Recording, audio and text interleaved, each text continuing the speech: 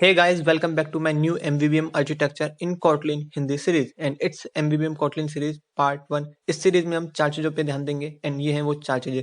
First is demo, intro, code result. इसमें code 2 times इसलिए है क्योंकि मैंने यहाँ 2 प्रोजेक्ट्स लिए फॉर बेटर अंडरस्टैंडिंग। तो चलिए देखते हैं। एंड गाइस, अगर आप चैनल पे न्यू हो तो प्लीज़ इसे सब्सक्राइब जरूर करना। And it's MVVM Kotlin series. तो इस वीडियो में हम डेमो एंड इसका little bit of theory part पे बात करेंगे। Let's see the demo because demo is important. अगर आपको डेमो पता होगा आप क्या सीख रहे हो तभी मजा आता है।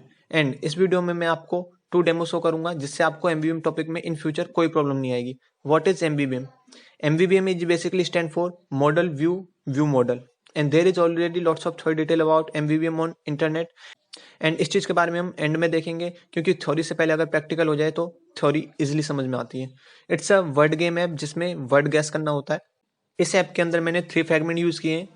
Fragment navigation for fragment switch के लिए एंड लिटिल एनिमेशन। ऐप की फंक्शनैलिटी की बात करें तो प्ले बटन है, इस पर क्लिक करने पे सेकंड फ्रैगमेंट पे आ जाएंगे।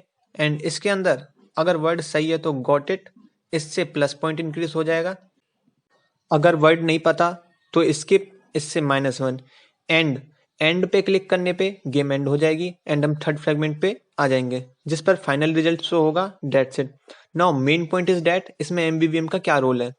MVVM का जो मेन काम होता है ऐप कॉन्फ़िगरेशन चेंजेस को सर्वाइव करना एंड इसकी लाइफ साइकिल्स को। लाइक हमारा जो सेकंड फ्रेगमेंट है उस पर अगर हम अपने ऐप को रोटेट कर दें तो इससे हमारा जितना भी डेटा है सब लॉस्ट हो जाएगा एंड सब कुछ अगेन स्टार्ट होगा।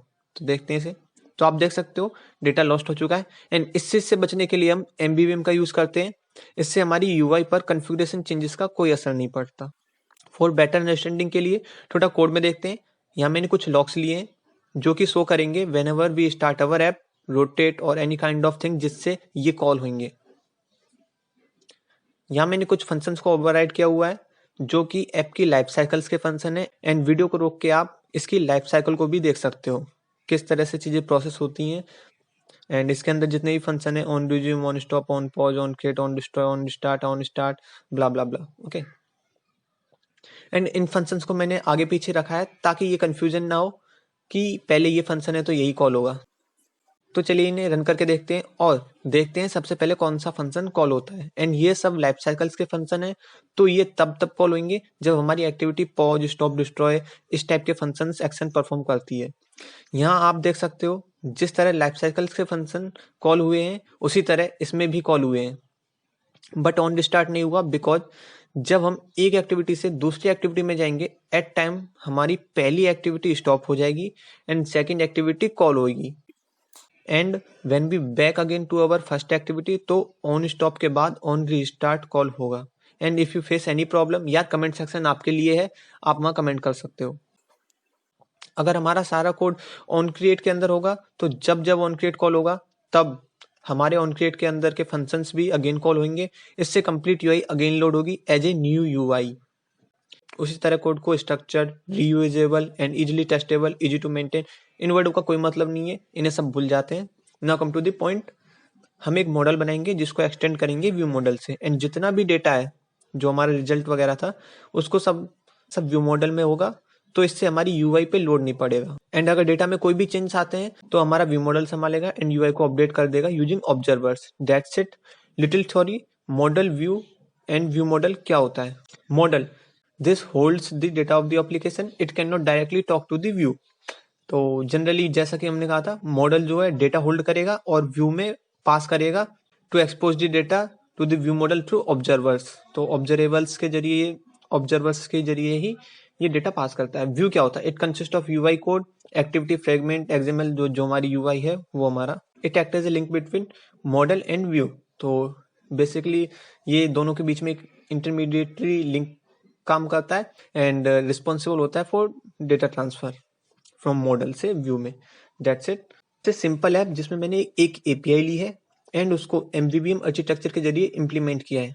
अब आप कहोगे API में तो एक बार डेटा कॉल होता है एंड उसे फिर हम सेट कर देते हैं रिसाइकलर व्यू, लिस्ट व्यू और किसी में भी। एंड इसमें MVVM का क्या रोल?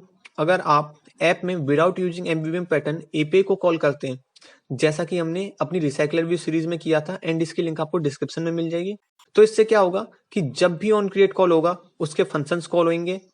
इससे हमारी API भी कॉल होगी अगेन एंड इससे ऐप पे लोड पड़ेगा बेफालतू का। तो इस चीज से बचने के लिए हम एमवीएम पैटर्न का यूज करते हैं। तो जब जब एपीआई कॉल होगी तब तब ऐप पे लोड पड़ेगा, तो इसी चीज से बचने के लिए हम एमवीएम पैटर्न का यूज करते हैं। तो चलिए कोड में देखते हैं चीजें कैसे प्रोसेस होती हैं रियल लाइफ में। एंड कंप्लीट एमवीएम ऐप बनाना इसके नेक्स्ट पार्ट में देखेंगे। यहाँ मैंने रिसाइकलर व्यू सीरीज का ही ऐप लिया है एंड इस सीरीज की लिंक आपको डिस्क्रिप्शन में मिल जाएगी। यहाँ मैं एपीआई के डेटा को लॉग में शो कर रहा हूँ यूजिंग लॉगकैट। जब भी डेटा लोड होगा, okay, let's run the app. यहाँ डेटा एक बार लोड हुआ, नाउ इसे रोटेट करके देखते हैं, डेटा अगेन लोड हुआ, अगेन रोटेट करके देखते हैं, अगेन लोड हुआ। तो इस चीज से ऐप पे लोड पड़ रहा है बेफालतू का, तो इस चीज से बचने के लिए हम एमवीएम पैटर्न का यूज करते हैं। That's it. एंड हमारा जो सेकंड ऐप था जिसे हम नेक्स्ट वीडियो में बनाना सीखेंगे आने वाले वीडियोस में, तो यहाँ डेटा मॉडल के जरिए व्यू को मिलेगा। ओके, जो हमारा डेटा है वो मॉडल में था एंड व्यू में जो ऑब्जर्वर्स के जरिए मिलेगा। तो चलिए इस डेटा को लॉग में देखते हैं। डेटा एक बार लोड हुआ, ऐप को रोटेट करके देखते हैं, डेटा लोड नहीं हुआ। हेयर एमवीबीएम comes. And in the next video हम इसके इम्प्लीमेंटेशन पार्ट पे वर्क करेंगे। अगर आपको डेमो एंड वीडियो अच्छा लगा है तो प्लीज लाइक तो बनता है, एंड यहाँ तक वीडियो देखा है तो सब्सक्राइब भी कर दो। या थैंक यू गाइज, मिलते हैं नेक्स्ट वीडियो में। वीडियो जल्द से जल्द ट्राई करूंगा लाने की। Thank you.